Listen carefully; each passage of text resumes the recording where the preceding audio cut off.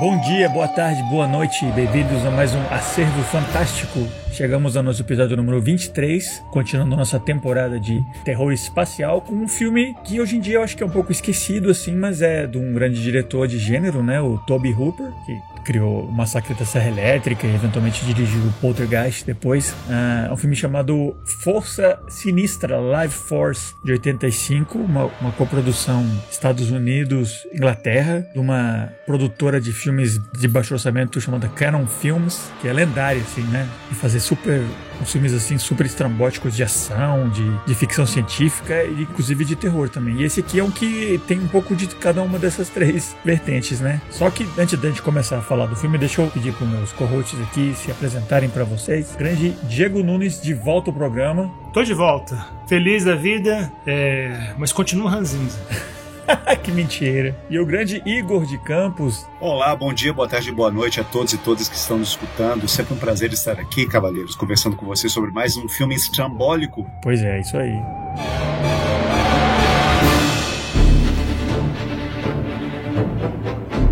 Pois é, o filme é Força Sinistra, não um filme de 85, como eu falei, né? Eu nem sei se ele passou aqui na época no cinema, eu sei que é um que eu vi faz muitos anos, sem saber direito, né, quem era o diretor e tal, e eventualmente eu descobri na Tobe Hooper, né, que é tipo a lenda, assim, criou um novo cinema de terror americano a partir do Massacre da Serra Elétrica em 74, né? Teve uma carreira não tão ilustre como outros colegas dele, né, mas eu acho que é um cara super interessante, né? Eu acho que esse filme especialmente, por mais que não seja, assim, o mais famoso dele, eu acho que entra direitinho aqui na nossa temporada. Vocês têm algum tipo de história pregressa ou com esse filme, ou pelo menos alguma noção do Tobe Hooper como um diretor em geral? Igor, por exemplo, você já tinha assistido? Como é que é? Eu já tinha assistido esse filme sem querer, sem saber. Eu tenho uma história engraçada pra contar. Assim, obviamente as novas gerações que estão nos escutando, elas vão totalmente desconhecer esse fato que eu vou relatar agora, mas no meu tempo de infância e adolescência, né, eu tenho que fazer uma voz de velho, aproveitando o fato, né, que eu fiquei mais velho recentemente. Parabéns! Feliz aniversário atrasado. Oficialmente entrando na terceira idade. Pronto, agora, já passou da meia idade até, já era. Pode, por favor. Exatamente, já passei da meia idade. Sênior. Não, mas agora é ótimo, porque agora a minha idade real, ela condiz com a minha idade emocional, né? Então, assim, antes eu era um jovem homem ranzinza e mal-humorado, agora eu sou um velho ranzinza e mal-humorado, o que eu acho que é mais condizente, né? Então, assim, sabe, o meu estado de espírito constante, né? Agora finalmente se encontrou com a minha idade biológica, então eu acho que tá tudo certo, né? Assim, existe uma ordem no universo, então somos todos gratos por isso. Mas, como eu ia falando, há muitos anos atrás, quando eu era moleque, eu costumava gravar filmes em VHS, filmes que passavam na televisão. A gente tinha, né? As famílias tinham, né, uma maquininha de VHS, aí você assistia as fitas de vídeo que você alugava da locadora, ou então você podia assistir os filmes e os programas de televisão que passavam em certos horários quando você não estava em casa. Eu gostava de colocar filmes pra gravar no meio da noite, né? Porque eu sempre, né, estudei de manhã. Os jovens não vão saber isso, mas você conseguia ir na loja e comprava umas fitas em branco, né? E você Exatamente. gravava o que passava na TV, né? Isso. Aí eu tinha uma coleção de fitas VHS, né? Porque eu era um jovem muito inútil, né? Eu era um jovem que desde aquela época já não sabia ser jovem. Então eu não praticava esportes, eu não saía brincar, não tinha muitos amigos, mas eu tinha uma coleção dos meus filmes de horror favoritos, né? E aí,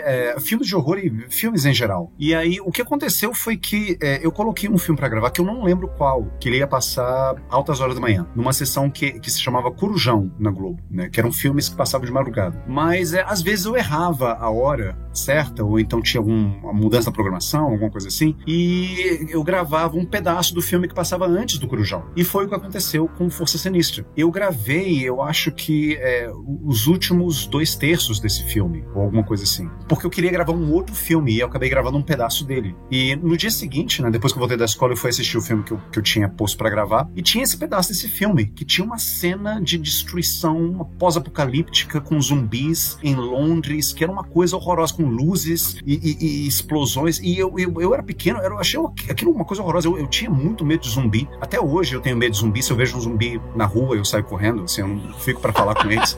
É o meu monstro menos favorito. Então, eu fiquei com muito medo daquilo, e nunca mais eu assisti esse filme, né? Mas eu associei, né? O Força Sinistra, né? Sempre que tinha chamada dele na Globo, no SBT, não sei qual canal que passava, eu mudava de canal rapidamente, porque eu ficava com medo da propaganda, inclusive, pra você ter uma ideia, assim, sabe? De tanto terror que eu tive quando eu vi esse pedaço desse filme dos zumbis se comendo lá em Londres. E agora, não sei de quem que foi a indicação indicação, acho que foi sua, né? Inclusive, Felipe. Foi minha. Quando você falou assim, a gente tem que assistir Life Force pra incluir nessa temporada de horror espacial. Eu falei, beleza, esse filme eu não conheço, né? Aí quando eu fui assistir o filme, eu falei, caralho, eu lembro desse filme. Eu me cagava de medo desse filme quando era moleque. Então, essa é a minha história.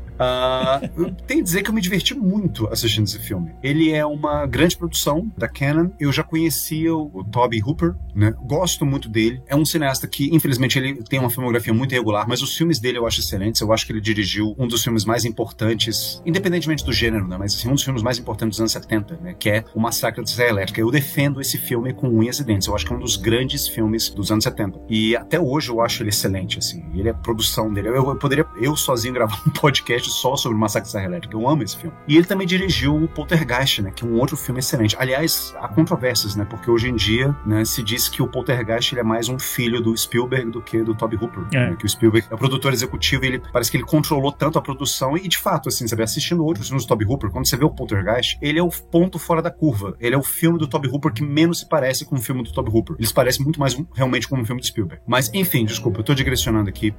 Life Force. Eu acho o filme divertidíssimo. Eu acho que, mesmo com todos os defeitos, e a gente vai falar, né, assim, sabe, não é um filme perfeito, não é uma obra-prima, não é um filme maravilhosamente bem escrito, tá longe disso. Mas, ainda assim, eu acho que ele é pura diversão. Eu acho que ele tem temas interessantes. Eu acho que é um filme muito ousado. Eu acho que ele faz jus àquilo que eu acho que foi o Scott Derrickson, né? Tem um diretor de cinema atual que se chama Scott Derrickson, o diretor de Sinister. Como é que é o nome dele? Não é Derrickson. Ele fez o Black Phone, né? Isso, Black Phone, Sinister, esse diretor. Scott, que nem você falava, só que com D, Derrickson, Scott Derrickson. Se não me engano, foi ele que, na ocasião da morte do Hooper, alguns anos atrás, tweetou: adeus, Hooper, nos despedimos do maior diretor do horror transgressivo. E eu acho que esse epíteto se enquadra muito bem ao cinema do Hooper, né? Assim, eu acho que o prazer que eu tenho ao ver os filmes de Tobe Hooper, pensando que tem uma coisa bem contracultural, subversiva, que capta um pouco esse espírito dos anos 70, esse espírito de rebeldia e inconformismo dos anos 70, em praticamente todos os filmes dele, mesmo os filmes mais fracos dele, ele tem um pouco disso. E eu consigo enxergar isso no Força Sinistra e, bom, espero que vocês tenham gostado desse filme tanto quanto eu, assim, sabe? Tô animado pra falar dele aqui. Tá, e o Diego? O que você tem alguma memória dele? Você nunca tinha assistido? Nunca tinha visto o filme, assisti por indicação do Felipe pra gente fazer o podcast. Então, eu não tenho nenhuma história com ele, de fato. Nem sabia da existência dele, nem sabia que o Tobe Hooper tinha feito esse filme. Eu conhecia o Tobe Hooper, né, claro, né? Eu assisti o Massacre da Serra Elétrica, gostei muito, realmente acho que é um marco dos anos 70, um dos maiores filmes de terror, sem dúvida, né? Um filme divisor de águas, né? E sempre fui muito fã de Poltergeist, né? Por mais que ele realmente seja um filme, realmente parece que é mais do Spielberg mesmo. E realmente, então, acho que eu só assisti esses dois que eu saiba, do Tobe Hooper, não assisti outros filmes dele, não. E o Life Force, eu assisti o filme tentando relativizar ao máximo, né? Porque esse é um filme feito nos anos 80, que na época o orçamento era alto, né? Eu acho que foi 25 milhões de dólares o filme. E na época era alto, hoje em dia não é muito, né? Mas na época era, né? E de fato eles tinham profissionais muito bons, né, a serviço do filme, né, de profissionais de direção de arte, né, e de efeitos especiais, efeitos práticos, né. Mas mesmo assim, eu não achei que ficou bom. Eu achei que, por exemplo, o Alien de 79 é muito mais bem feito. Eu acho que o Tobe Hooper, né, depois a gente vai falar sobre isso, né, ele estava realmente completamente alucinado durante a filmagem desse filme. Enlouquecido, sabe, bêbado, fumando charuto e drogado o tempo todo. E de fato, eu não sei se ele realmente teve pulso firme, assim, sabe? Não sei se de fato ele sabia o que estava fazendo, sabia o que queria, exatamente. Porque ele também é difícil para um diretor assim, né? Você imagina um diretor famosíssimo, que você acabou de entrar para a história do cinema para sempre, né? Com o Massacre da Serra Elétrica, depois Poltergeist. Então você tá em alta, aí você vem um estúdio e fala assim, olha, você vai fazer 3 filmes para nós. Tá aqui o contrato. E você tem liberdade criativa total. E a gente vai te dar o máximo de dinheiro que a gente conseguir. Tem essa história também, né? Que a Canon, né? Essa produtora de filmes lendária, né? Dos anos 80, né? Que os chefes eram 2 israelenses, né? Golan e Globus. E eles eram umas figuraças, assim. E realmente, né? Eles tinham essa tendência de dar carta branca, né? Especialmente quando eles pegaram um nome tipo Tobe Hooper. Aí eles contrataram ele pra já fazer 3 filmes de cara, assim. E liberado pra... Ele tinha a decisão de fazer o que ele quisesse, né? Então, ele fez esse aí. Ele fez depois o remake do Invasores de Marte, que deu uma atualizada e tal, com a Karen Black, e depois ele fez a sequência do Massacre, né? Massacre da Serra Elétrica 2, que é uma versão, assim como A Morte do Demônio, né? O Evil Dead é uma releitura meio levando pra comédia e tal. Mas eu acho, né, que realmente ele... Você lê sobre esse filme e a produção dele, só a filmagem dele, que é uma coisa que o pessoal geralmente faz em 6 semanas e tal, 1 mês e meio, eles levaram 6 meses só filmando o filme, sem contar depois a pós-produção toda, efeitos, direção. Então, tipo, um elefante branco mesmo, né? E realmente, como você diz, o bicho era bem chegado num pozinho e tal. Então você imagina, né? Aquele clichê do Tony Montana lá, só que em vez de ser um traficante, ele tava lá dirigindo o filme, né? Basicamente.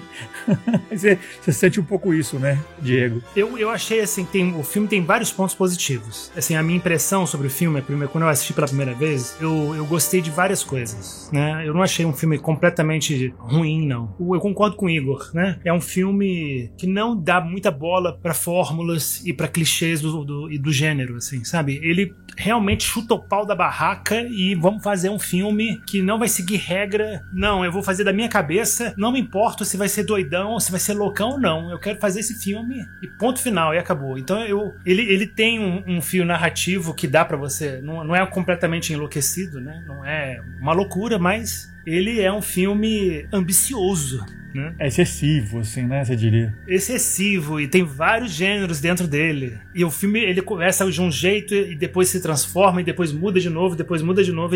É um filme de múltiplos gêneros, assim, um multiple... Filme esquizofrênico, assim, um tutti-frutti, né? Mas, então, isso eu acho muito legal dele. Mas é um filme, por mais que seja 25 milhões de dólares, eu acho que é um filme B. E tem pessoas que adoram filme B. Quem adora filme B vai amar esse filme. É um ótimo filme B, sem dúvida. Eu não sou muito fã de filme B. Eu acho ruim mesmo. Mas a atuação eu acho péssima. É ruim. É bom. Mas é divertido. Sabe?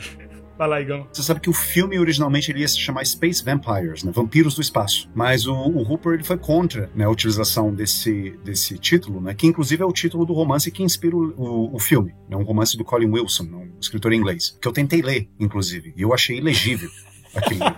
O que é muito engraçado, assim, porque até onde eu sei, o Colin Wilson ele foi umas grandes figuras intelectuais da inteligência britânica dos anos 70, era um filósofo, era um dos representantes mais proeminentes do existencialismo inglês, escreveu sobre ocultismo, escreveu sobre true crime, escreveu romances, contos, escreveu livros de filosofia, e esse cara faz Space Vampires, sabe? Eu não consigo. Eu teria que entender mais a biografia do Colin Wilson, assim, para saber o que deu na cabeça dele para fazer esse livro. Mas enfim, né? O título original ia ser Space Vampires, mas o Hooper falou, não, isso é título de filme B, e eu quero dar mais prestígio, né, ao meu filme, dando um título de respeito pra ele. E aí eles acabaram optando pelo imponente título de Life Force, né, Força da Vida. Bom, eu acho engraçado, assim, o Diego tá falando isso, porque, assim, ele tem várias características de filme B, mas ele não foi planejado pra ser um filme B. Eu acho que ele é um filme B acidental, é um filme B de grande orçamento, o que deixa ele monstruoso e maravilhoso ao mesmo tempo. Pois é, o que determina geralmente um filme ser A ou B é principalmente a verba, né? E esse realmente é tipo um filme que tem toda a sensibilidade B com uma verba de filme de grande produção, né? Então vira esse híbrido meu monstro, assim, um filme B+, assim, sei lá. Eu vi anos atrás, eu não lembro de ter visto ele na locadora, mas esse tipo de filme perfeito pra locadora, eu acho. Que a capa é meio misteriosa, né? Você vê tipo a Terra e um olho olhando pra Terra. Não mostra muito o que é o filme, né? Mas eu vi anos atrás, eu achei muito engraçado, realmente meio bagunçado, assim, caótico, um filme meio amorfo. Mas aí eu revi ao longo dos anos, eu fui curtindo as virtudes dele. O Diego realmente, as críticas dele eu acho que são pertinentes sim, né?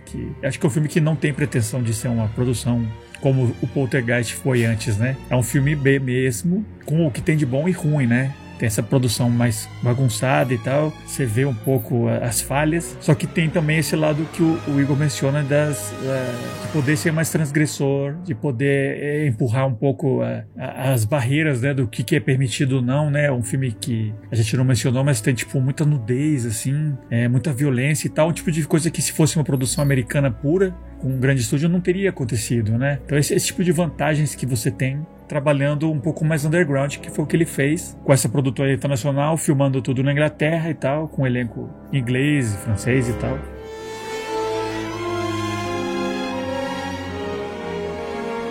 é um filme, é uma história de vampiro, só que com uma pegada ficção científica, né? Então, de vez de ser tipo o Conde Drácula lá nos Cárpatos, são uns alienígenas que sugam a energia das pessoas, né? Uma missão de astronautas encontram umas figuras humanoides no cometa Halley, né? Que é algo que também é bem da época dos anos 80, né? Que foi quando o Halley passou o ciclo dele, né? Que é de 70 e tantos anos. Acompanhando o cometa, tinha uma nave e lá tinha umas pessoas, né? Que eventualmente, quando eles descem, se descobre que são os vampiros que sugam a energia das vítimas. Em vez de ser sangue, eles chupam sua energia vital. Você vira tipo uma múmia, né? E aí começa a contagiar um outro e um dos astronautas sobrevive, e você descobre que ele tem um elo com a vampira principal lá, e aí começa a se alastrar como se fosse essa doença do vampirismo, como se fosse um surto, né? E é quase um troço meio apoteótico assim, mas no final da história os mocinhos vencem, né? O astronauta ele se sacrifica e mata também a vampira, né? Fica meio dúbio, né? Ele atravessa ela com uma espada e ele também, eles saem voando. É bom.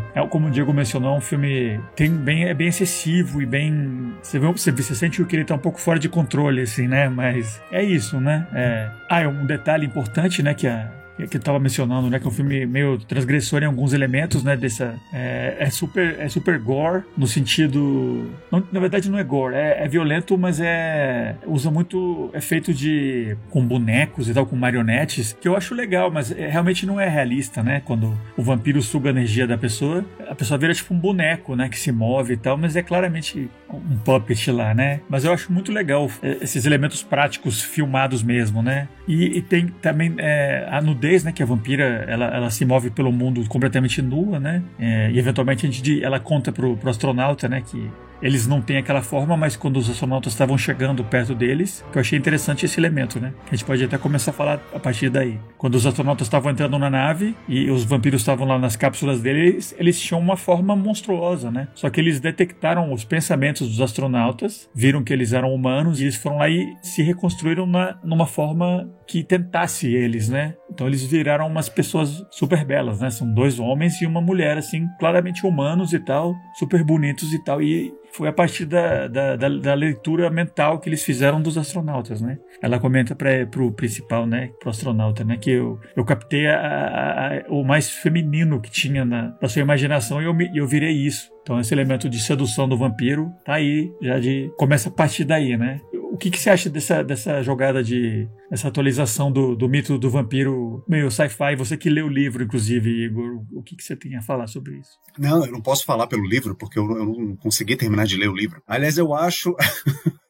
Eu acho que o roteiro do Dan O'Bannon, ele faz um favor, né, ao livro, à história, porque eu acho que ele se utiliza de vários elementos que existem no livro, mas ele não é uma adaptação literal. Por exemplo, eu acho que uma diferença fundamental entre o filme e o livro é que o livro ele se passa há muitos anos do futuro. O livro ele se passa em um mundo meio Duna, né, como a gente discutiu no último episódio. Sabe, se passa no ano, sei lá, 3000 e alguma coisa. E o filme, ele tenta trazer toda a ação para os tempos atuais. Assim, sabe, no caso, para os anos 80, né? Mas seria um mundo contemporâneo. Eu acho que essa é uma diferença muito importante, porque faz com que nós, o público, nos relacionemos, né? Nos identifiquemos mais com os personagens, né? E sintamos mais a ação, né? Quando a gente vê ela acontecendo. A destruição de Londres, né? Uma cena muito pungente, né? No final do filme. Mas eu queria falar sobre esse ponto que você trouxe à tona, que eu acho muito interessante, que eu acho inclusive que é um dos aspectos mais interessantes do filme. Meninos, vocês me conhecem, então vira e mexe eu tô aqui citando, né, o psicólogo suíço Carl Jung, e eu acho que o personagem do Carlson, que no filme é interpretado pelo ótimo / péssimo Steve Railsback, é o americano do filme, assim, tinha que ter um americano no filme, no meio de tantos britânicos, né, tinha que ter um americano, justamente para o público americano se identificar e essas babaquices. Mas o Carlson, ele tem uma obsessão, né? Ele é obcecado pela personagem da vampira, que inclusive não tem nome, né? Ela é a mulher espacial. Eu acho que nos créditos ela tá como Space Girl, Space Woman, ou alguma coisa assim. Space Girl. E ela é feita à imagem de algo que ela tinha lido nos pensamentos dele. E ele tem essa relação simbiótica, né? Assim, é como se ele tivesse absorvido parte dela e ela também parte dele. Ele consegue prever os movimentos dela, ele consegue ler os pensamentos dela e vice-versa. E, inclusive, uma das chaves do filme é eles tentando achá-la, né? Ela assumindo vários corpos, né? Tomando conta de várias personalidades diferentes e eles indo atrás dela. E, no final das contas, tudo era um embuste para que eles saíssem de Londres e ela pudesse tocar o terror em Londres. Mas essa ligação que o Carlson tem com ela, né? Eu estava lendo aqui especificamente um livro de um psicólogo junguiano chamado John Sanford, que se chama Parceiros Invisíveis, em que ele fala dos arquétipos do ânimos e da ânima. E o arquétipo da ânima seria esse aspecto da personalidade feminina presente na alma masculina. Claro, esses conceitos hoje são um pouco controversos e tem gente que quer revê-los, mas eu acho que não cabe aqui no podcast a gente entrar nessa discussão. O fato é, você tem uma figura feminina que é a imagem arquetípica da realização dos grandes desejos de um personagem, e por isso ele se sente obcecado por ela. Ou seja, você tem uma projeção muito clara da ânima dele numa personagem, e eu acho que todos os personagens masculinos fazem isso. Quando a Matilda May, né, que é a Space Girl, aparece no filme, você fica meio que embasbacado. É uma mulher linda, e não apenas pelo fato dela estar nua, né, claro que isso contribui muito, mas também tem um magnetismo em torno dela. Eu defenderia, inclusive, que a Matilda May ela faz um trabalho muito bom. É uma atriz francesa, que na época eu acho que ela tinha menos de 20 anos, inclusive, né, 19 anos ou 20 anos. Ela tinha 18. Pois é. Ela tinha 18 anos quando o filme foi feito. Ela não falava inglês, então todas as falas dela foram decoradas, né, foneticamente. E ainda assim, ela tem uma presença, né, no olhar dela. Assim, ela era bailarina na época. Não sei se ela continuou sendo depois. Eu não acompanhei a carreira dela, mas ela tem um background em balé. E então você vê assim, uma graça, né, uma feminilidade, uma delicadeza muito grande nos movimentos dela. E não é de se surpreender que todos os personagens, especificamente todos os homens do filme, que são ou militares, ou seguranças, ou policiais, ou cientistas, ou seja, são homens com um logos muito desenvolvido, em plena capacidade racional, ficam completamente loucos quando ela aparece, né? Eles perdem as estribeiras. Eu acho que esse é um dos grandes temas do filme, né? Você parar para pensar, o efeito dessa imago psíquica na cabeça dos homens, na psique dos homens, e o quanto que eles perdem as estribeiras, o quanto que eles viram loucos, ficam obcecados, perdem as defesas, perdem o dom da fala, inclusive, quando ela aparece. Eu ia falar, realmente, esse é o grande... Se você vai resumir, né, o filme, é isso, né? Todo o elenco é homem, em alguma posição de autoridade, ou militar, ou intelectual, e o inimigo deles é uma mulher nua, né, que não fala quase, e controla todo mundo, né? Então tem esse debate entre eles, né, entre as grandes... Esse estado masculino e essa pequena mulher que tem esse poder, assim, assustador. Diegão. Pois é, eu tenho que discordar nesse ponto específico do Igor, porque eu realmente não quero só pudico aqui, eu acho ela linda e maravilhosa, né, e belíssima, realmente, e ela tem um ar de mistério. Eu concordo com o Igor nesse ponto, ela tem uma atuação muito boa pro que ela pode fazer, porque ela tem o que fazer, né? Mas eu acho que essa questão dos homens no filme ficarem enlouquecidos com ela, sabe, embasbacados e paralisados e tal. É claro que ela é uma vampira, né? Então talvez tenha algo de feitiço e hipnotismo aí, né? Mas ela é vazia, né? Ela não fala e ela não tem nome, né? Ela é pura forma. Pura forma. E pura forma, não sei, chega uma hora que perde a graça, fica trivial. Como... Você acha que ela não é muito sedutora além de ser da beleza, né? Não tem algo que chama. Mas pra mim, eles claramente estão meio hipnotizados mesmo, direto, assim. Até quando ela tá meio com o olho fechado lá, eles começam... Você vê que tá ali trabalhando eles lá mentalmente. Exatamente, né? Você pode justificar pensando nisso, né? Pensando especialmente no elo simbiótico que ela tem com o principal americano, né? O Steve Railsback lá. Mas... realmente, esse feitiço que ela tem sobre todos, inclusive isso aconteceu durante a produção do filme, né? Todo mundo queria vê-la, toda a equipe de som e todo mundo que trabalhava, né, na produção do filme queria ver as cenas com ela nua, sabe? Então esse encanto que todo mundo tem com a Matilda May, assim, com a personagem no filme, sem nome, vazia, a sensação que eu tive é meio que isso ficou meio datado, né? Que isso é meio coisa de velho tarado, velho babão, você não acha não? Fantástico. Diego Nunes é o nosso novo elemento controverso. Nossa, quem iria imaginar? Essas férias dele fizeram, né?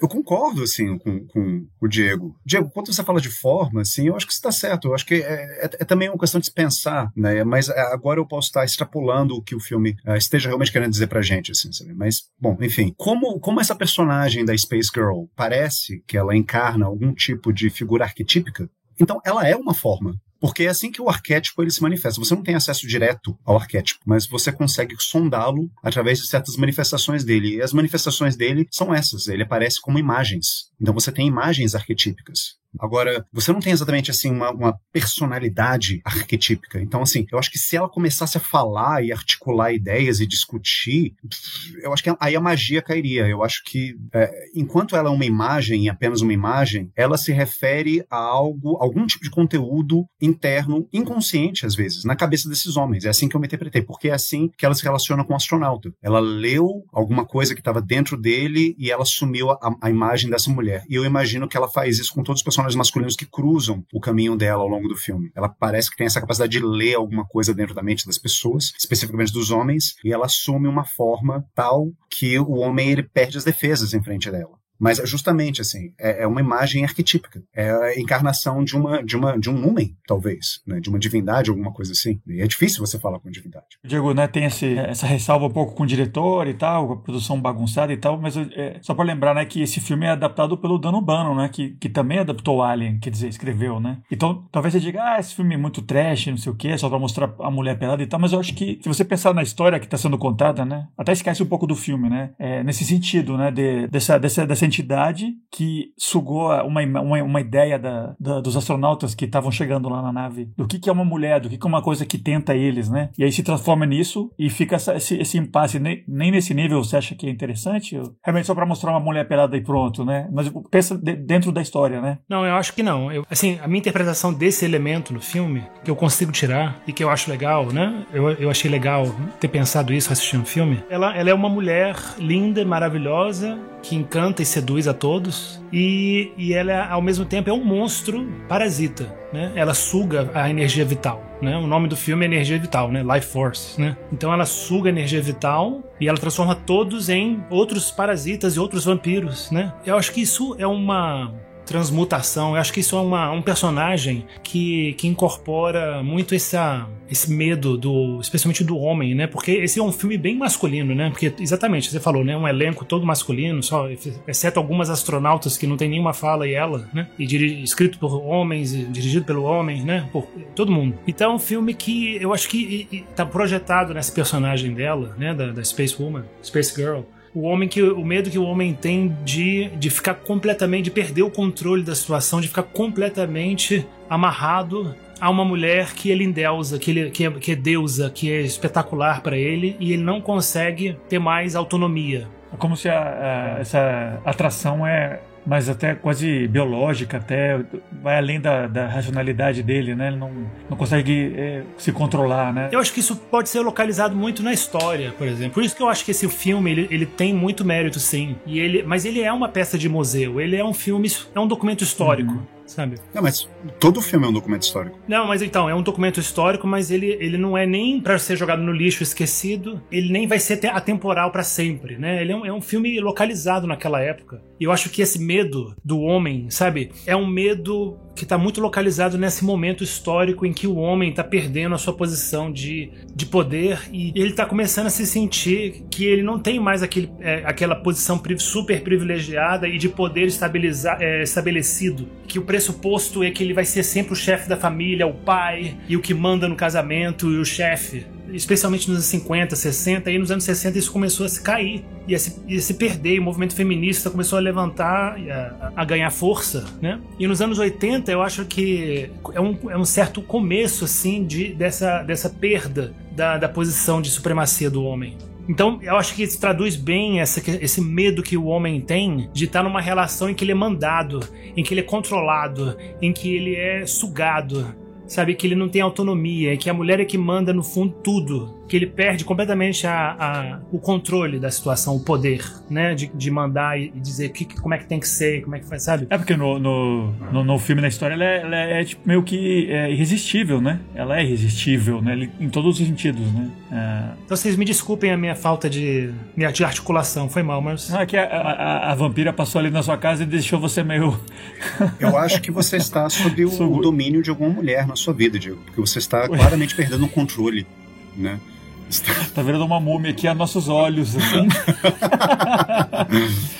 Olha, eu tenho que falar uma coisa aqui. Eu concordo com essa leitura do Diego, inclusive essa leitura é muito parecida com a minha leitura, né? Só tem um ponto nela que eu discordo, que eu não acho que o filme é um documento histórico por causa disso, porque eu acho que esse medo é muito atual. Assim, esse medo, na verdade, ele é uma coisa muito presente em todas as épocas né, da cultura. Você vê as mulheres terríveis da mitologia grega, da mitologia persa. O medo do feminino, inclusive tem um livro, novamente, né, Psicologia Junguiana, né, eu esqueci o nome do autor agora, que se chama Medo do Feminino. Esse medo dos homens em relação às mulheres. Eu lembro de um podcast há muito tempo que eu escutei, que era um poeta norte-americano chamado Robert Bly, ele falando, dentre outras coisas, a respeito disso, né, desse tema, que na nossa cultura a gente se acostumou a chamar as mulheres, as nossas mulheres, né, de carinho, de meu anjo, de meu amor, meu amorzinho. Você usa esses epítetos carinhosos para se referir à mulher, né, especialmente a sua mulher, a mulher amada. E ele fala o seguinte, ele diz, e a gente esquece, assim, nós os homens, né, esquecemos que dentro de cada mulher,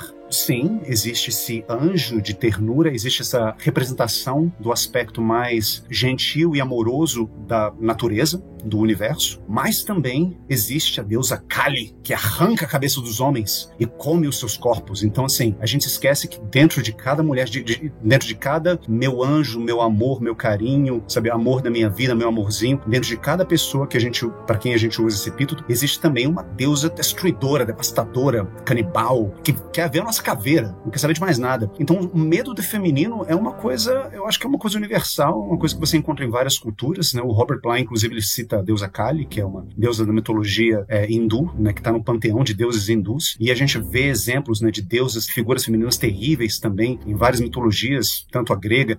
Eu lembro que em das várias reviews que eu vi a respeito desse filme, eu esqueci agora qual o crítico, o comentarista, ele compara a personagem, assim, a sedução, o allure que essa personagem tem no filme, né, do Life Force, com o canto da sereia, com a Lorelei da mitologia germânica. E o que é isso, né? Isso é a força feminina em seu aspecto mais terrível. E eu acho que isso é muito atual também. Sabe, você parar para pensar o quanto que as mulheres ainda têm que lutar pelos seus direitos e a quantidade de crimes que é perpetrada em nossa sociedade contra as mulheres, eu acho que isso é uma manifestação patológica de um sintoma que é justamente assim, sabe, tipo a perda de estribeiras que os homens têm diante dessa força das mulheres, que eles não sabem o que fazer. Tanto que eles não sabem o que fazer, que a única solução que eles encontram, patologicamente, é querer destruir isso. Nesse sentido, eu acho que o filme, ele traz um tema universal e ainda muito contemporâneo, sabe? Mas eu concordo, eu acho que a leitura do Diego tá certa, é isso mesmo, sabe? É o medo da mulher. Só pra acrescentar que eu entendo vocês dois, quando o Diego, acho que ele disse que é um filme meio retrato do tempo dele, meio datado, é essa coisa nos 80, né, da ascensão da mulher num âmbito até mais executivo, eu imagino, né, mas eu pelo lado do Igor, que também, né, não é uma coisa que acabou e não tem mais, né, ainda persiste, né, realmente essa desconfiança, esse medo de ser substituído pela mulher no ambiente laboral, né, com todas as esferas, né? Não é uma coisa que a gente já solucionou e vivemos num mundo pós isso, né? Mas ao mesmo tempo realmente também é bem ligado aos anos 80, eu acho, né? Então vocês dois têm razão, acredito. Estão falando basicamente a mesma coisa.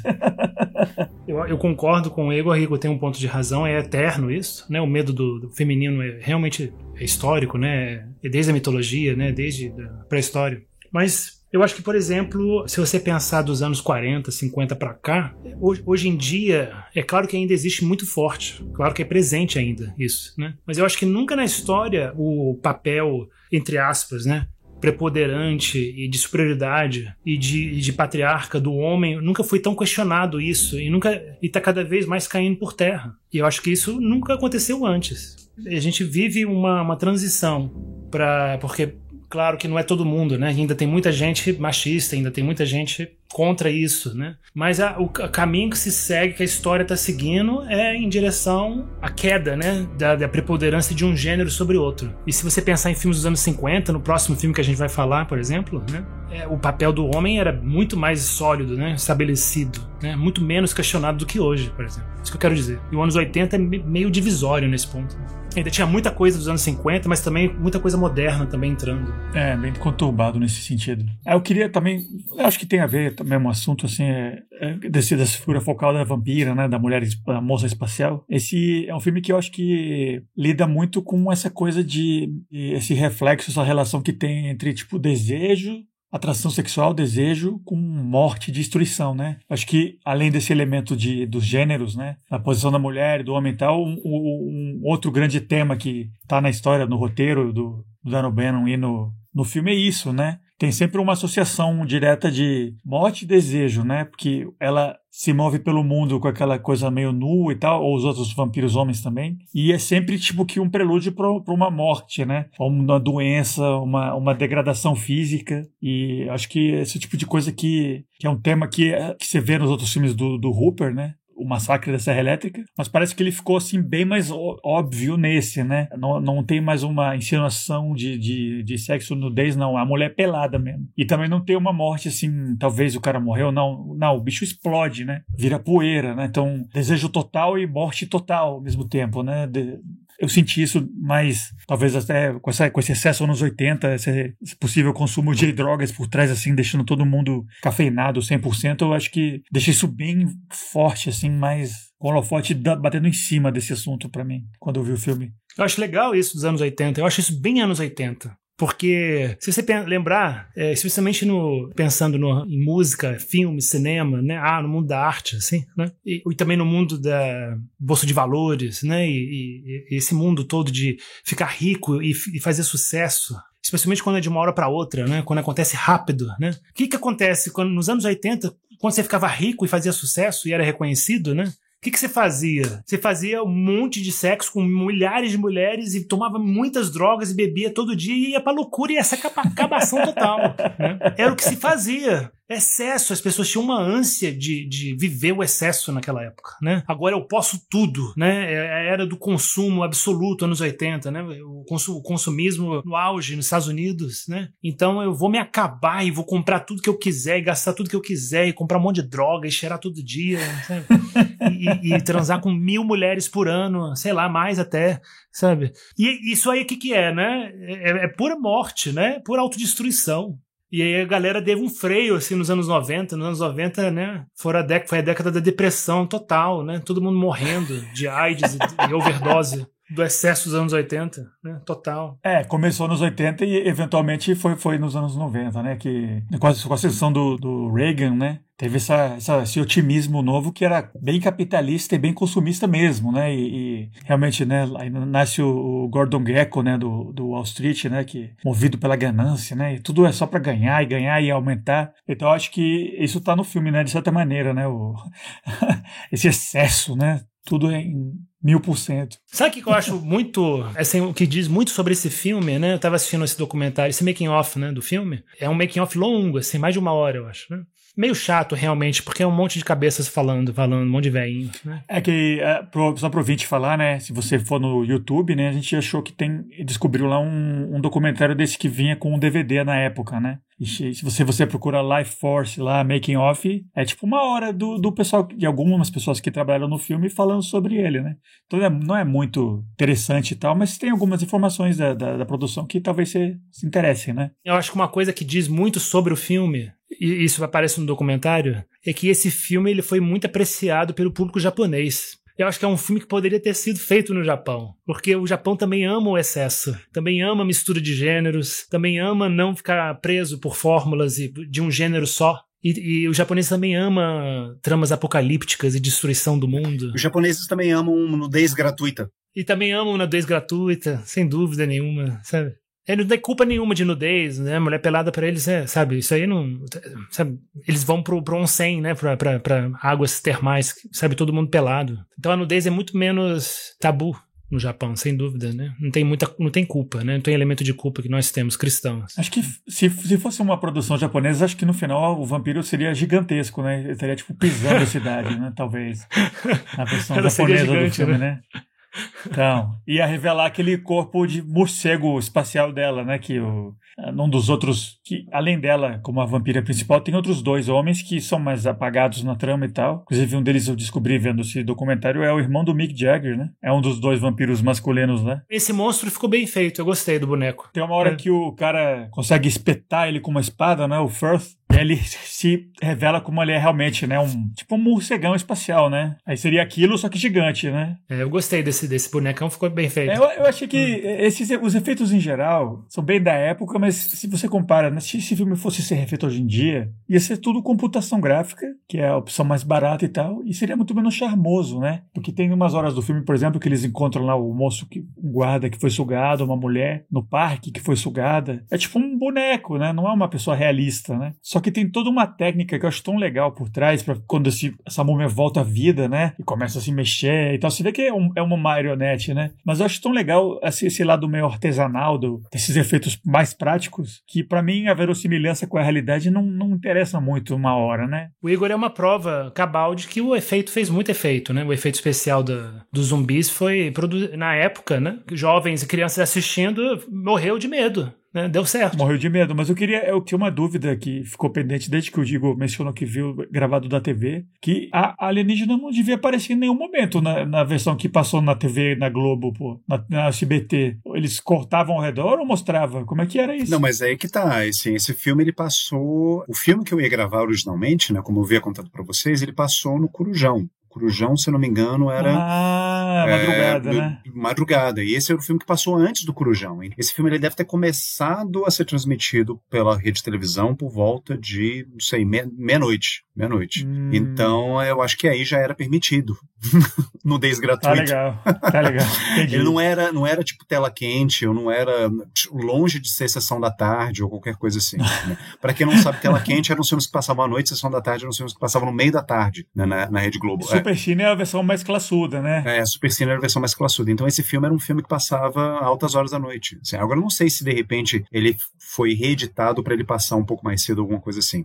Eu sei que, inclusive, falar em reedição, a versão que a gente assistiu é a versão do diretor, que passou na Europa, né? Porque tem uma versão norte-americana que parece que é inferior e tem 20 minutos a menos. E tem uma trilha sonora mais genérica, né? Do Michael Kamen, inclusive. A versão que a gente viu é do Henry Mancini, grande gigante da música do século XX, do jazz, que fez, inclusive, a música da Pantera Cor-de-Rosa, né? Altas músicas de TV e cinema. E é uma trilha sonora excelente, porque, ao contrário da trilha do Michael Kamen, né? A trilha do Michael Kamen, eu escutei um pouquinho, e ela é mais obscura. Assim, a trilha do Michael Kamen, ela é uma trilha de filme de horror. Assim, aquilo que se espera de uma trilha sonora de filme de horror. Então, ela é meio atonal, ela é bem obscura, ela é bem sinistra, ela dá um tom bem sinistro, e ela foi utilizada no começo do filme. O começo do corte americano, que inclusive tinha uma legenda tipo Guerra nas Estrelas, né, explicando, né, aonde que as pessoas estavam, o que estava acontecendo e tudo mais. Que é meio chato, né? Eu, pelo menos assim, acho isso pobre, né? Mas enfim, já na versão europeia do filme, né, você tem a trilha sonora do Henry Mancini, que é uma espécie de marcha espacial, que é super animada, que dá um tom mais de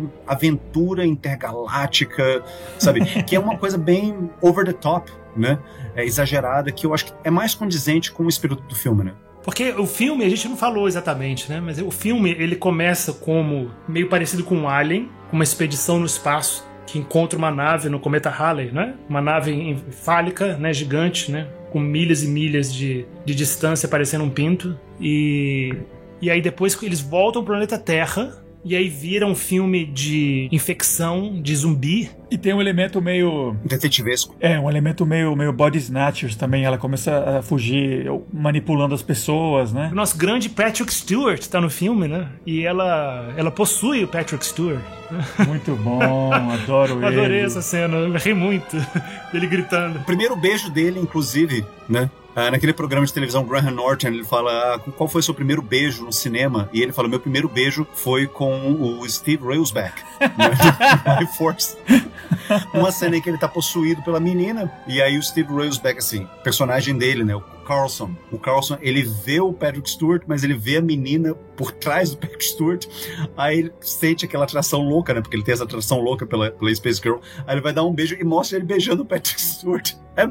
É fantástico, não, mas é fantástico, inclusive, assim, sabe? Nessas horas eu vejo, sabe, esses elementos transgressivos que eu tinha aludido no começo do episódio, porque os anos 80, né, como o Diego já tinha falado, assim, sabe, foi uma época extremamente careta, retrógrada, conservadora, e você vê num filme sob a desculpa de ser uma ficção científica com uma alienígena possuindo o corpo de um cientista, enfim, seja pelo pretexto que for, você vê um beijo de 2 homens, num filme britânico, inclusive, tá? O diretor é americano, né? A produtora é americana, mas é um filme britânico, essencialmente. Uau! Isso é fantástico. Eu acho isso... nesses pequenos detalhes que eu vejo o elemento transgressor do cinema do Tobe Hooper. O cinema de gênero, em geral, ele permite um pouco isso, né? Ele abre essas portas para transgressões. Que nem se falou, né? O fato de ser uma vampira que na trama está controlando ele, isso começa a empurrar um pouco, né? O limite do que é aceitável, né? Então, os censores na época aqui lá na Inglaterra, eu não sei nem como é que foi para lançar esse filme, que tinha aquela paranoia com os filmes com muita violência e muito sexo, que eles chamam de videonasties. E esse filme aqui tem todos os... dá pra preencher todos os quadrinhos do que seria um videonasty, né? Não chega a ser um videonasty, não. Porque o próprio do Massacre da Serra Elétrica foi, né? Sim, Massacre é. Porque a violência dele é mais estilizada, né? É estilizado. As mortes são mais fantásticas, né? Não tem nada muito realista. Né? Cartunescas. Uhum. Mas é engraçado a gente estar falando isso porque existe um elemento queer que está muito nas entrelinhas desse filme. Sabe? Eu não sei se vocês tiveram a mesma impressão que eu, mas é um dos personagens, talvez o personagem mais imune, né, aos encantos da vampirinha, é o Capitão Kane, que é o excelente Peter Firth, né, que eu acho ele fantástico. Você pode fazer uma leitura meio queer dele. Tem uma hora que o astronauta ele descobre que tem uma mulher lá controlada pela vampira, né? E ele, com aqueles poderes que ele desenvolveu pelo contato com a vampira, ele descobre que é uma das cenas mais estranhas do filme, né? Ele descobre que a mulher controlada pela vampira, ela tem um certo pendor meio masoquista, né? Então ele tem que ser meio bruto com ela pra extrair informação, né? De onde é que tá a vampira, né? Ele diz pro Firth, pode sair daqui que eu preciso ser mais duro com ela e eu sei que ela gosta, né? Uma coisa assim meio pervertida, né? Aí o Firth diz, não, eu sou meio voyeurista mesmo, pode continuar. Essa cena é muito boa. Exatamente. Essa cena eu acho ela bem problemática, na verdade, se falar sobre ela. É, realmente. É muito anos 80, muito datada, mas se você parar pra pensar, né, ser um lado problemático dela, né, é uma coisa meio... um jogo sexual ali, né, sendo mostrado, né? Sem ser. Não, sim, só pra completar esse raciocínio, assim, eu acho problemático, assim, um público mais contemporâneo assistir essa cena hoje, sabe, de maneira mais desavisada. É problemática, mas eu acho que ela é pra ser uma cena problemática, porque tem um elemento perverso nessa cena. Justamente, o Carlson, ele faz uma leitura daquela mulher, porque aparentemente a vampira tá dentro do corpo dessa mulher, né, que é uma outra atriz que interpreta. Nancy Paul, então ela está sendo possuída pela vampira, existe uma parte da personalidade da vampira que está dentro do corpo dessa Nancy Paul, que é uma enfermeira, e aí o Carlson, ele faz essa leitura, não, essa mulher, eu sei quem é essa mulher é uma masoquista, ele fala isso no filme, essa mulher é uma masoquista, ela gosta de violência, então eu vou maltratá-la aqui até que ela diga o que eu quero saber. E eu falei, que absurdo isso, mas como é que a gente pode decupar essa cena, isso aqui? Eu acho que vai além, mas assim, eu defendo no sentido que eu acho que vai além de simplesmente uma questão de ser datado, sabe? Porque nos anos 80 você podia fazer isso. Não, eu acho que menos nos anos 80 isso era problemático, eu acho que essa cena tem um aspecto, assim, perverso, transgressor, e esse elemento do Firth, esse aspecto voyeurístico dele. Isso. O interessante dessa cena toda é isso, esse elemento. Que o astronauta fala pra ele, cara, eu preciso que você saia aqui que eu preciso não bater, mas tipo, ele fica, né, apertando ela. E aí o Firth responde, não, dizem que eu sou voyeurista mesmo. Eu quero observar isso aqui. Porque o Kane, ele supostamente deveria ser uma figura super egóica nessa hora. Ele é o cara que, enquanto tá todo mundo assim, sabe, perdendo as estribeiras, né, ele é o cara que não, faz isso aqui. É engraçado porque ele é um personagem super fálico. Né? Ele manda todo mundo fazer as coisas do jeito dele, sabe? E não pode ser de outro jeito, é do jeito dele. Ao mesmo tempo que ele é muito complacente, né, com o que outros personagens falam, especialmente aquele cientista, não, Falada, ele para e escuta e acata todas as opiniões, mas ele é o mais get up and go de todos os personagens. Então, assim, sabe? Tipo, ele é um personagem muito fálico, muito poderoso, muito másculo nesse sentido. Novamente falando de estereótipos, né, culturais. E nesse momento não, sabe? Nesse momento ele se despe do seu papel super egóico, né, fálico, e fala, não faz o que você quiser aí, eu vou ficar só olhando. Há um elemento de humor, eu arriscaria dizer, sabe, nessa observação dele, mas a gente tem que entender que é um humor perverso e transgressivo. E, novamente, eu tenho que tirar o chapéu pro Hooper, porque nessas pequenas, mesmo sabendo que é uma grande produção de estúdio, e ele tava muito louco no filme, talvez pelo fato dele estar muito louco no filme, eu acho que o filme funciona muito bem. Eu acho que essa salada de coisas que é o filme funciona bem, talvez justamente porque tava todo mundo muito doido, né, na produção, né? É como se fosse um tutti-frutti que você mistura um monte de elementos dispares, mas o sabor do todo, no final, é bom, né? Apesar de ser uma bagunça, né? É uma bagunça, mas é uma bagunça deliciosa, porque é um bando de coisa gostosa. Vamos fazer um filme que tem vampiro, que tem investigação policial, que tem nudez gratuita, que tem zumbi, que tem apocalipse, que tem efeito especial, que tem alienígena, que tem nave interplanetária. Gente, a gente coloca tudo no mesmo filme. Olha só, não tem como errar. E tem gente sugando a energia vital do outro com raios elétricos, assim. Anos 80, pura maravilha. Lembra aqueles efeitos óticos meio caça-fantasmas, né? Aquelas energias saindo de um entrando no outro, né? É um filme caótico, assim, mas é... bem nostálgico. Acho que é interessante pra quem curte... todos os gêneros que a gente lida aqui no podcast, ficção científica, fantasia, terror, comédia, tem tudo, né? Tem um pouquinho de cada coisa, né? Mas realmente tem essa estética, esse acabamento meio mais B-movie, um pouco menos polido, né? Não é um filme assim muito respeitado, que vai ganhar Oscar e tal, né? Você tem que assistir com isso pensando, né? Que você tá vendo um filme de gênero, tem um elemento underground mesmo, né? Não dá pra negar, não. E eu acho que, apesar da loucura toda, o avião que é esse filme, o Tobe Hooper talvez não aterrissou ele perfeito, mas não matou todo mundo quando ele desceu o avião. Conseguiu aterrissar de certa maneira, assim, e vale a pena, eu acredito.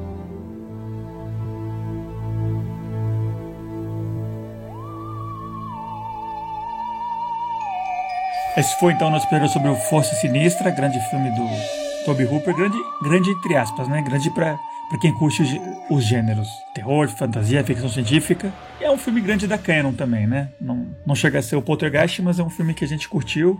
Até o Diego viu alguns valores dele, algumas virtudes, e a gente recomenda como um todo, né? O podcast. Só que a gente, antes de partir para nossa recomendação do episódio, que a gente faz sempre, e do anúncio do próximo filme, a gente recebeu um e-mail de um ouvinte nosso, Victor Rocha. E ele, como a gente solicita para os ouvintes volta e meia, né? Se você tem uma listinha dos seus filmes favoritos, manda pra gente por e-mail, manda pra gente pelo Instagram, e aí a gente te faz uma listinha própria nossa de recomendações de filmes que a gente acredita que você vai gostar. A gente espera que você não tenha assistido, né? Mas, bom, mesmo assim, a gente montou nossa listinha de dicas pro Victor aqui. E eu vou começar hoje, só para variar um pouco, né? Só para vocês saberem quais foram os filmes que o nosso ouvinte indica como sendo os favoritos dele, né? Ele fala Alien 2, O Poderoso Chefão, O Enigma do Outro Mundo, Bebê de Rosemary, Robocop, Leon, o Profissional, aquele Big Trouble in Little China do John Carpenter. Eu não lembro como é que ele chama aqui no Brasil. Aquele Bom Tomahawk, filme mais recente de western. Tem aquele Screamers, que inclusive é com o mesmo ator do Robocop, né? No Country for Old Men, né? Onde os fracos não têm vez. E The Rock, aquele filme do Nicolas Cage com o Sean Connery, dos anos 90, né? Do Michael Bay. Primeiro, né? Valeu por ser um ouvinte nosso. Pô, Victor, valeu demais. Espero que você tenha curtido o episódio de hoje, né? Assim como os anteriores episódios.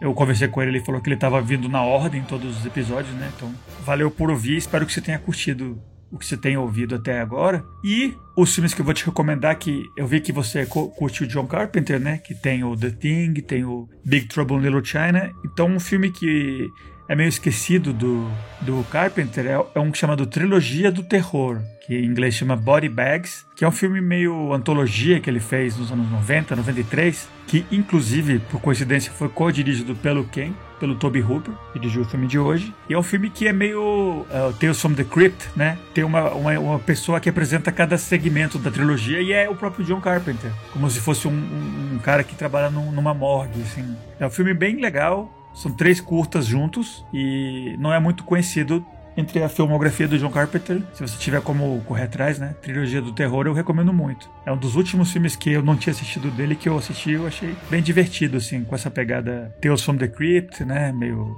além da imaginação, esse elemento meio antologia de terror.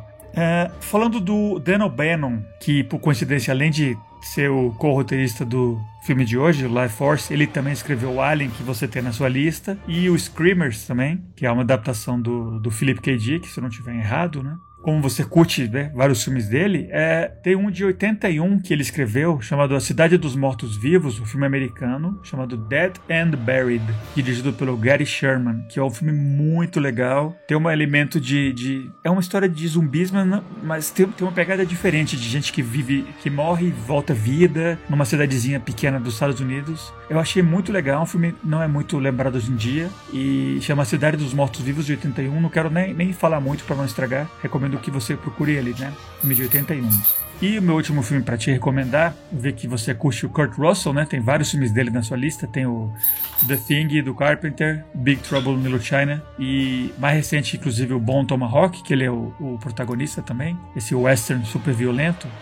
Tem um filme dele que na época foi vendido quase como um filme meio do Steven Seagal, mas o Steven Seagal ele morre logo no filme. Então, se assim como eu, você não curte muito o Steven Seagal, que é uma figura meio trash, assim, não é um grande chamariz para você ver um filme. Tem um filme chamado Momento Crítico, Executive Decision, de 96, do Stuart Baird, que é um editor, assim, lendário inglês. Ele editou filmes que a gente já falou aqui, como The Omen, né? A Profecia. Ele editou aquele The Devils, do Kurt Russell, que o Igor adora. Então ele é um cara, assim, um editor, assim, lendário que dirigiu muito pouco, né? E esse Momento Crítico foi, acho que talvez, se não o único filme que ele dirigiu, um dos poucos no filme de suspense, com ação, se passa todo num avião, e é o Kurt Russell o herói do filme. Eu recomendo bastante, o filme é assim, meio esquecido hoje em dia, apesar de ser mais recente. Então são esses três minhas recomendações para você, né? Trilogia do Terror, de 93, Cidade dos Mortos-Vivos, de 81 e Momento Crítico, de 96. Diegão, você quer fazer as suas recomendações para o nosso ouvinte? Grande Victor Rocha, muito obrigado pela audiência. Você tem um gosto muito parecido com o meu. Então, baseei minhas escolhas em filmes que não são tão conhecidos, né? Mas que eu me diverti muito, gostei muito de ter assistido. E os três filmes são de gênero um pouco parecido, né? São 3 filmes de terror. E nesses 3 filmes, os personagens eles vão morrendo um por um. Os personagens são assassinados e mortos por alguma criatura ou então força que existe no filme, maligna. Então, porque você gosta de Alien, gosta de Aliens, né? Você gosta de The Thing. Eu também adoro esses filmes, né? Então, são 3 filmes que eu adorei, já vi várias vezes e recomendo muito. Então, o primeiro filme é The Descent. The Descent é um filme, ao contrário do filme que a gente falou hoje, né, do Life Force, é um filme cujo elenco é basicamente só mulher. São várias amigas, 5 ou 6 amigas, que fazem uma expedição numa caverna e lá elas encontram criaturas.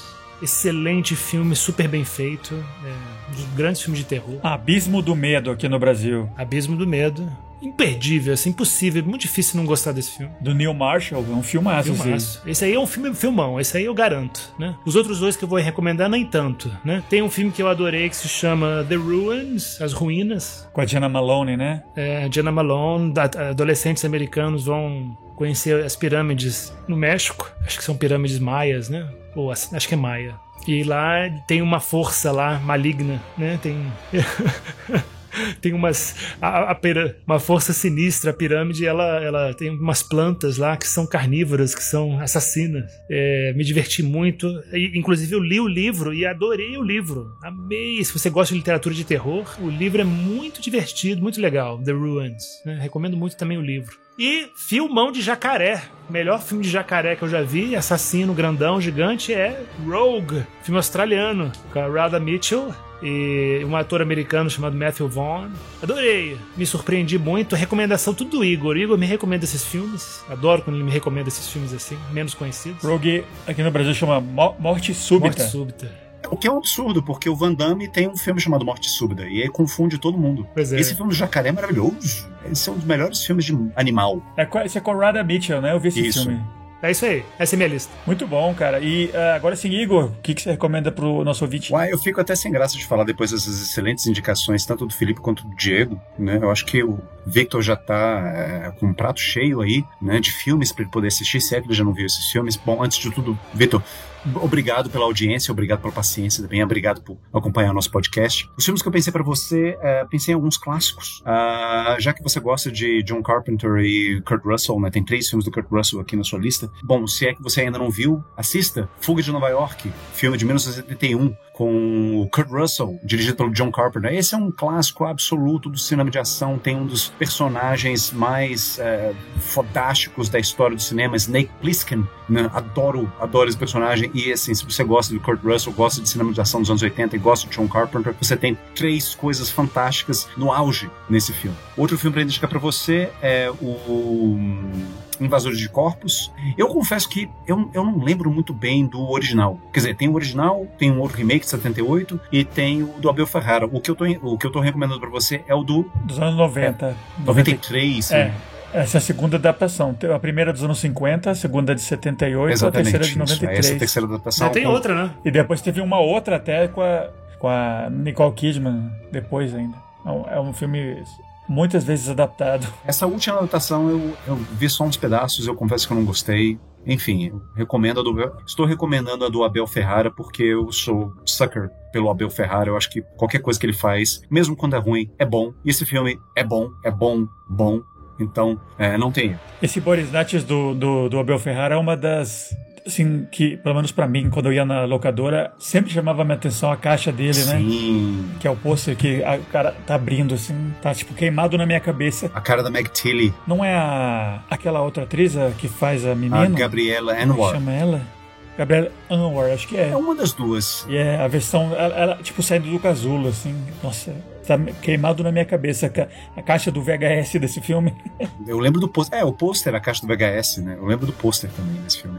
Bom, enfim, é um filme icônico, né? Então assista, se você puder, né? Essa versão do Abel Ferrara, do Invasores de Corpos. E o último filme é de uma diretora que infelizmente faleceu em 2013, né? Antonia Bird, diretora inglesa que fez alguns filmes mais interessantes, né? Dos anos 90 e no começo dos anos 2000. Ela fez um filme chamado Ravenous, né? Que aqui no Brasil se chama Mortos de Fome. Eu tô indicando esse filme porque você indicou o Bone Tomahawk. O Bone Tomahawk é um nicho muito específico, né? Assim, é um subgênero muito específico, né? Que é o western de horror. E você quase não tem filmes desse gênero. Eu imagino por quê. E eu acho que o primeiro filme desse subgênero, desse subgênero que eu assisti foi o Ravenous, né? Que se passa em algum momento depois da Guerra Civil, durante a Guerra Civil norte-americana. Tem atores ótimos. Tem o Robert Carlyle, tem Jeremy Davis, tem o principal que é o... Guy Pearce, isso, tá lembrando o nome dele aqui, Guy Pearce. Enfim, é um filme ótimo, ele tem a trilha sonora do Damon Albarn, que é uma referência pra mim, sabe? É o ex-vocalista do Blur e vocalista do Gorillaz, né? Um dos masterminds por trás do Gorillaz, e gosto muito da trilha sonora que ele fez pra esse filme. É um filme excelente, com excelente fotografia, excelente atuação, excelente trilha sonora, um roteiro surpreendente. Eu acho divertidíssimo. Ele é divertidíssimo, apesar de ser meio perturbador também em certas horas, porque é um filme que fala sobre canibalismo, e ele tenta ser meio comédia ao mesmo tempo, assim, sabe? Tipo, é muito estranho, né? Falando sobre filmes que passam por vários gêneros diferentes, né? Esse é um deles, Ravenous. E é isso aí, Vitor. Espero que você goste das nossas indicações, espero que você se divirta e qualquer coisa, mande mais feedback, mais filmes pra gente aqui. É sempre um prazer estar recebendo essas listinhas e indicando filmes pra vocês. Só queria confirmar que eu adoro Mortos de Fome, também recomendo muito. Já vi 4 vezes, eu acho, esse filme. É um filme muito assistível. A trilha sonora é boa, atores, o roteiro. É um filme muito subestimado, esquecido, mas muito, muito, muito bom. Pois é. Acho que até se o Victor já assistiu alguns deles, acho que essa nossa lista ficou bem variada, né? Espero que pelo menos tenha um ou dois que você não conheça ou que você não lembre direito. Então fica aí pra você. E na verdade, a gente bota no episódio porque pra todos os ouvintes, né? Acho que o gosto dele acho que se parece muito com o nosso, e eu espero que com os ouvintes também vão aproveitar, né, essas nossas recomendações. Só que agora sim, numa dica mais geral, né? Como a gente faz sempre, uma recomendação ligada ao episódio do dia. Um filme que me lembrou muito esse aqui, que na verdade bebe muito dele, é uma versão mais anos 90, assim, um pouco mais... Esse sim eu acho que é um filme mais B mesmo, mais trashzão. É o Espécie Mortal, Species, que de 95, do Roger Donaldson, com a Natasha Henstridge, que ela é tipo uma mulher criada num laboratório, assim, e ela tem um poder também de sedução. Ela é meio monstro, meio humano, e ela seduz, né? Ela só quer seduzir.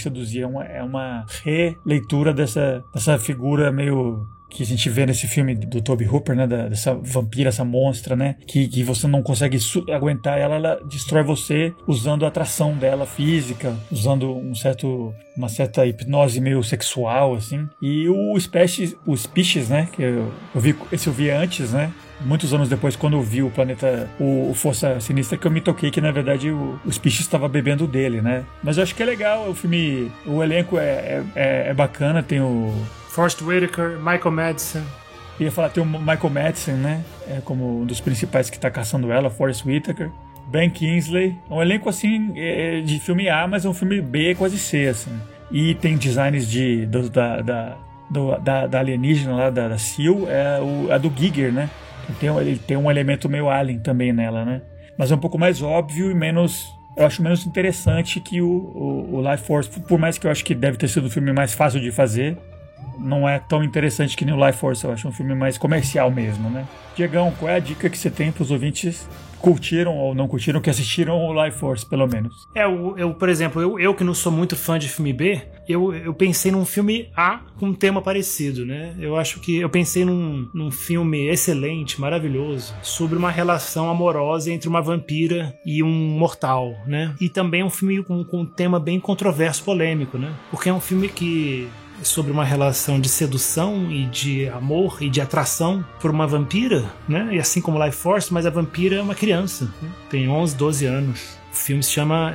E o menino também, né? O menino também. Let the Right One In, que é o sueco, e o filme americano é Let Me In. Deixa ela entrar, né? E eu vi os dois filmes, eu gostei dos dois filmes, acho dois ótimos filmes, duas boas adaptações do livro. Eu li o livro recentemente, gostei muito, adorei o livro. O livro é bem mais incisivo e mais controverso, né? O livro trata claramente, diretamente sobre pedofilia, né? Nos filmes fica bem implícito, bem sugerido, né, elementos de pedofilia. No livro é claro, lógico, porque ela começa o filme em parceria com um adulto, né? Com um homem mais velho. Ela, que nem aquela vampira, a entrevista com o vampiro, ela é uma adulta num corpo de criança e ela precisa de alguém pra cuidar dela, né? E é um cara mais velho, né? Mas muito interessante isso. No livro, fica meio... Isso é interessante porque parece que ela tem 12 anos pra sempre. Ela não é exatamente adulta. Fica ambíguo se ela é uma adulta num corpo de uma criança ou se é uma criança que nunca amadurece. E no livro é ambíguo, né? No livro, originalmente, ele era menino. Então, eu recomendo muito.